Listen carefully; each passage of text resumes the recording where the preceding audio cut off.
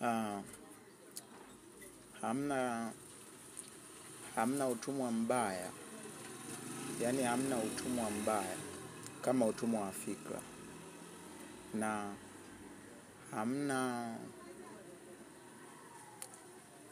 umaskini mbaya kama umaskini wa kukosa maarifa. Ndio maana hata Biblia, Mungu anasema katika Biblia kitabu cha Hosea, watu wangu wanaangamizwa kwa kukosa maarifa. Kumbe hata Mungu mwenyewe anajua kuwa watu wangu wake wanaangamizwa, ila kwa kukosa nini? Kwa kukosa maarifa. Mungu alitupa tahadhari, ogopeni sana wanaoua roho kuliko wanaoua mwili, wanaozuru roho kuliko wanaozuru mwili. Maana roho ni ya Mungu ila mwili ni wa dunia.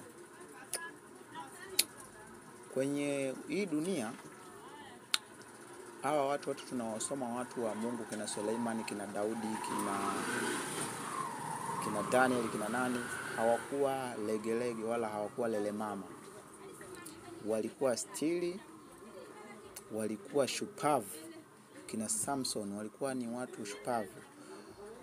Kina Daudi alipigana na Goliati. Walikuwa watu wenye moyo wenye yani moyo wenye, kuna nguvu ya moyoni. Yani moyo unasikia una nguvu hata kama mwili hauwezi.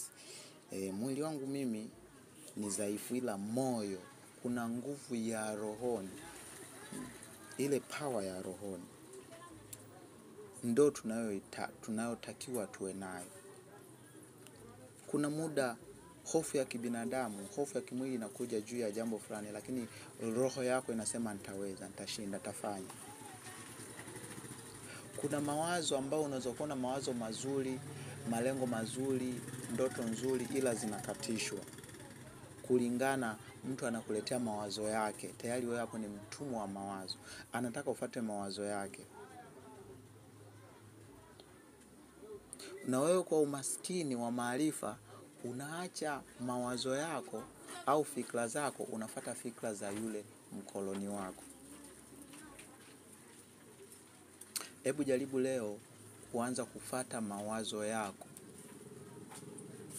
Mimi sijafanikiwa sana kwenye mambo yangu kwa 100%, lakini na mimi niko najifunza. Lakini kitu kimoja hapo nilichojifunza, kwamba mawazo yangu ni bora kuliko ya mtu mwingine. Kwa hiyo yafanyie kazi sana mawazo yako, fikra zako, kwa sababu